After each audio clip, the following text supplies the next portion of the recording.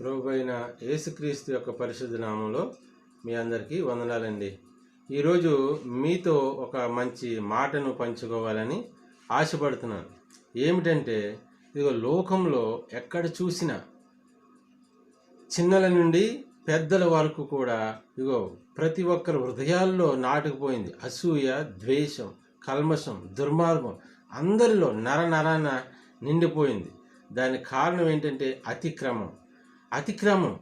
అతిక్రమము విస్తరించటం వలన అనేక మందిలో ప్రేమ చల్లారిపోతుందని దేవుని వాక్యం సెలవిస్తుంది.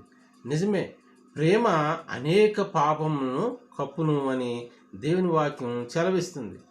ప్రేమ లేకే ఇగో తల్లిదండ్రుల మధ్య, పిల్లల మధ్య విభేదాలు, ప్రేమ లేకే అన్నదమ్ముల మధ్య, అక్క చెల్లెల మధ్య తగాదాలు, ఇగో భార్యాభర్తల మధ్య ఎడబాటు, స్నేహితుల మధ్య ఎడబాటు, ఇవన్నీ కూడా ఇగో ప్రేమ లేకయే. దేవుని బిడ్డలారు, ప్రేమ ఉండవలసిన కాడ ఇగో పగలు ప్రతీకారాలు ఉంటున్నాయి.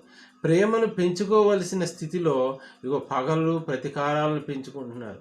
అందుకనే వాక్యం సెలవిస్తుంది, ఇగో నిన్ను వలె నీ పొరుగు వారిని ప్రేమించమని. ఎప్పుడు చూసినా మనం ఇగో ఎదుటి వాళ్ళు దగ్గర నుంచే మనం ప్రేమను కోరుకుంటాం, ఎదుటివారే మనల్ని ప్రేమించాలనుకుంటాం. ఇది సరైనది కాదు. మనం కూడా ఎదుటి వారిని ప్రేమించాలి. ఆ ప్రేమను మనం కూడా ఎదుటివారికి చూపించాలి. ప్రియదేవుని బిడ్డలారా, ఆలోచించండి. ఇదిగో పాపులమైన మనలను ప్రభు ప్రేమించాడు, మన కొరకు ప్రాణం పెట్టాడు. ఈరోజు మన సహోదరుని సైతం మనం ప్రేమించలేకపోతున్నాం. ఇది చాలా పాపం. దేవుని బిడ్డలారా, ఒక్కసారి ప్రేమించి చూడు, దాని ఫలితం ఆశించి చూడు, అనుభవించి చూడు. అది ఎంత ఆహ్లాదకరంగా ఉంటుందో, అది ఎంత బాగుంటుందో, అది ఎంత సంతోషాన్ని ఇస్తుందో. ప్రియదేవుని బిడ్డలారా, ఆలోచించు. ఇగో మనం ప్రేమించగలిగితే మనల్ని కూడా అనేక మంది ప్రేమిస్తారు.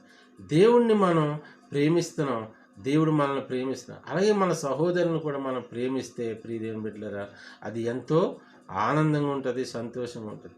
దేవుడు తన మాటలు మన హృదయాల్లో ఫలింపజేయునుగాక. ఆమేన్.